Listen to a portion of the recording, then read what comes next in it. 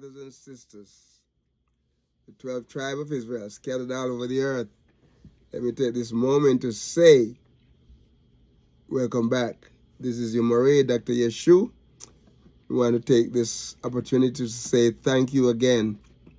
Thank you for your subscriptions, for your likes. Thank you for your comments, and thank you for your prayers.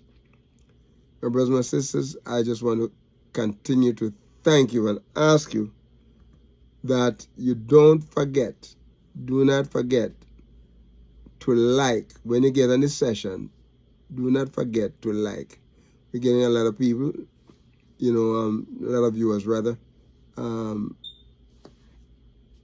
viewing, but we're not seeing a lot of liking, and we just want to ask you if you would, double down on that for us, okay?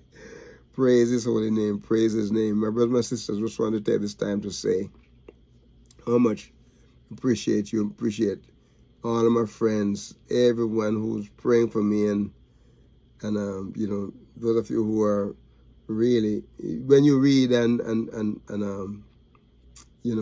respond, when you comment, it does a lot. Your comment does a lot to me. So I just want to let you know that is very encouraging when you do that. And we want to continue to ask you to invite your friends and loved ones to participate in this. Well, we are in Psalm 39, and we're dealing with hope. And we're almost at the end. Okay, and the last session we dealt with verse 10. And, verse 10 says, remove thy stroke away from me. I am consumed by the blow of thine hand. And so now we are going to look at verse 11. Verse 11. Listen to verse 11. He said, when thou with rebukes dost correct man for iniquity, thou makest his beauty to consume away like a moth. Surely every man is vanity. Selah. Okay. Here in let me read it again. When thou with rebukes dost correct man rather, for iniquity, thou makest his beauty to consume away like a moth. Surely every man is vanity. Selah. That's the end. That's like the end of a stanza when you see the word Selah there. And it means, think about it, think about it. It's a time for you to pause and think about it. Praise his holy name. The word here, rebuke, is the word tokeka, the Hebrew word tokeka. And it is tav, vav, ket, chet, and he. And this word, my brothers and sisters, is basically saying among. Okay, that's what it means, rebuke or correction. Okay, and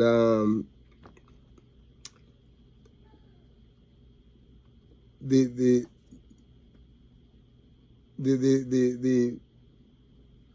connotation of that is like amongst, where, in the middle or midnight. Midst, in the midst, among, out of, through or within. That's what the word is. And this word is basically talking about, it comes from another word, yakak, means, to chastise. To chastise, it's chastisement, correction, refutation, proof, even in defense, argument. Something means to be chastened, by reasoning, rebuke or reprove. reproved. The appointment here, what it's saying here is that there's no need to argue. Because Yahuwah, the argument stopped with him. We can argue with him as much as we want to. If we are not right, if we are not doing the things that bring glory and praise to his name, my brothers and sisters. You know, sometimes we try to convince ourselves, you know, that we are right. But in all, Yahuwah is right. He is right. We often are wrong. And so when he corrects us, you know, none of us like correction because, you know, it's like a rebuke. It's, you know, to some of us, we get embarrassed if somebody tried to correct us, you know. And especially people who do not like, you know, to take correction. It's very, very difficult. And so sometimes we convince ourselves that we're okay. Like some of the politicians, you know. Never. You see, one of the politicians then just charged for 34 counts, and he never, as long as I've never met him in person, but I've seen him. Okay, I've seen him over and over on TV and in news. You know, this man never admit to anything that is wrong. He never says I'm sorry about anything. He's always right. And this is one of the things that I don't understand about the church. The church that give him the support. Not all churches are like that. There are some good, nice churches. They're not all like that. Because they will tell a person when they're wrong, they're wrong. But the ones that are following him never tell him that no, you can't hold that kind of position. Because only one person has never done wrong. One person never make a mistake. Never made one. And it's Yahuwah.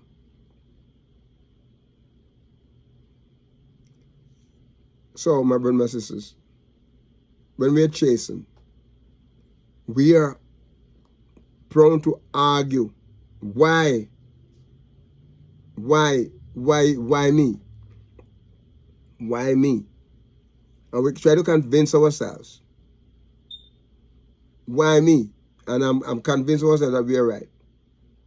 And so, but the correction, my brother and my sister, is we are corrected because of something that Yahuwah wants us to turn around and to do right.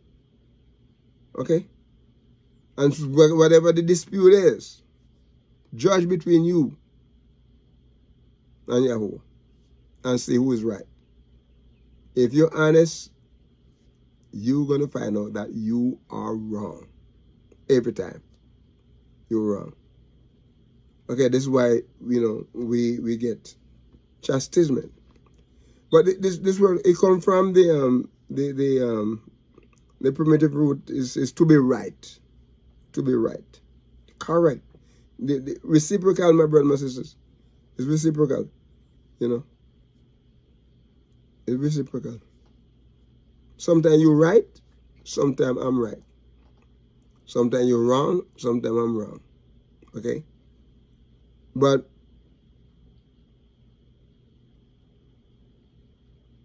we don't sit back and say, well, you know, I'm getting all of this punishment because, you know, I'm not worthy of it, but I'm getting it. I'm taking it for you. You hear this? Okay. They don't like you. Right? They don't like you. So I stand in your place. And they take, you know, only Yahushua stood in our place, my brothers, my sisters. Only Yahushua stood in our place. So judge between, if you want to have a dispute with Yahushua, go ahead and dispute. And you be the judge. And you see that, my brothers and sisters, you're wrong every time. He chasing us because we have done wrong. He has a dispute against us because we have done wrong. And as a judge, the supreme judge, he knows and he maintains our case. He maintains our case. And at the same time, he pleads our case. Because he'll punish us, but at the same time, he has mercy. He rebuked us, he reproved us. Surely, my brothers and sisters, in any wise, you can always bet on this. This is how Yahuwah works in our lives. When we do something that is not right, he corrects us. I want us to look at the word correct here, because he said, when thou with rebukes, that's correct. Look at the word correct, because the word correct there is the word yasar. Yasar. Yasar. That's what the word is. It is Yod, Samek, and Resh. And what the word is saying here is that it's disciplining us. It's chasing us. It's admonishing us. That's the word correct there. Okay, it admonishes us. So, it's like he binds you. And then it's chasing, it's chastising you, it's correcting you. And how does he do it? He do it through instruction. He punishes us for, when we do something wrong and we don't want to repent. We get punishment, and the whole of the correction is to reform us.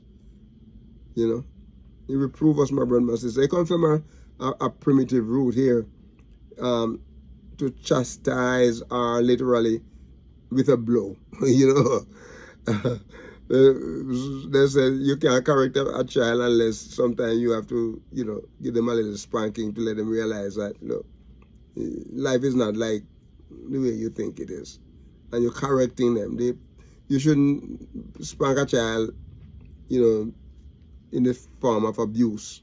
That is wrong. But you're doing it to help the child to know. You show the child, look, this is because of the way your actions are. And I talk to you over and over and over and you won't change. So a little spanking might be good for you, but not to abuse, okay? Hence, to instruct. The word correction is to instruct. It's to chastise, to chasten, to instruct you, to punish, to reform you, to reprove you, to teach us. Right? That's what he does. He teaches us when we're going wrong. Praise his holy name. He teaches us when we are going wrong. We're going the wrong way. And in order to get our attention, he has to lend some blows, okay? But not to hurt, not to kill you, but just to correct you. Praise his holy name. Then I want us to look at the word. He said, listen what he said. When thou with rebukes dost correct men. Why is he correcting us for? Iniquity. Here it is, my brothers and sisters. You want to say, oh, why is he correcting me? He's correcting us for iniquity. Iniquity. Iniquity is sin. Okay? Iniquity. The word Avon or Avon. It's kind of spelled Avon, but it's Avon. Avon. Or Avon. Okay? And the word Avon here, what it's saying is that it's iniquity, guilt, and then punishment for iniquity. Okay? Fault. Sometimes you done something wrong. We have done something wrong. And iniquity you know, also involve mischief. Iniquity involve mischief. A mischievous person. Okay? Do things wrong all the time and do not, they think they can get away with it because they have somebody in their back pocket where they can call and say, look, you have to release me from this. Well, it's getting to the point where everybody don't get away again like they used to. You know, you have to stand punishment for your faults, you know. But the word here is punishment of iniquity. It's sin. You know, ovon is you know, and if you remember, David, when he has sinned, he said against thee in Psalm 51, he said, purge me with hyssop, and you know, you want ask Yahweh to clean him up from his iniquity, from his sin. Okay, so his evil, and my brothers and sisters, this word comes from another word, ava, and this word is basically talking about perversity. Perversity, that is moral evil, fault, you know, iniquity, mischief, punishment. Iniquity is sin. And my brothers and my sisters, sin destroys. We perished because of sin. You know, we perish because of sin. There's an Aramaic word that corresponds with this.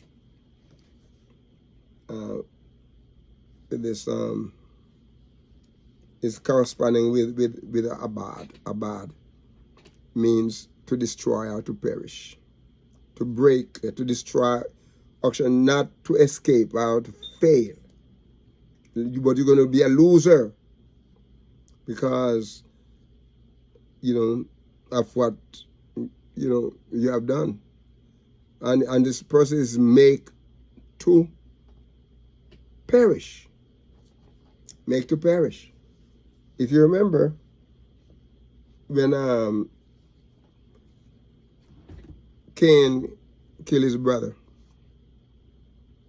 Yahuwah told him that he was going to perish. He's going to let him be a wanderer. Primitive root is properly to wander away, to lose oneself, you know, by implication to perish, destroy, break, destroy. And you cannot escape Yahuwah's punishment. You can escape man's punishment for a while, you know, but you're going to be a loser. You know, you're going to be a loser. You're going to spend your time looking over your back, over your shoulder, when you do something wrong that you know that you should be punished for. And so many people are there hiding, you know, from the law, you know. And then many people, they think they're hiding from the Lord, from Yahuwah. It don't work. It don't work, my brothers and my sisters. It does not work. It may work for a while, and it may feel good for a while, but if you have a conscience, and if the Ruach is in you anyway, you're going to be convicted, and my brothers and my sisters, you not long after. So no matter where you run to, you know, you have no way to flee, because anywhere you go, David said, even if I make my bed in hell, even there, Yahuwah is there with me. You can't hide. Cannot hide. Thou makest his beauty to consume away. And we're gonna stop there because the time is gone. And we're gonna come back to this verse. Okay? We're gonna come back to this verse.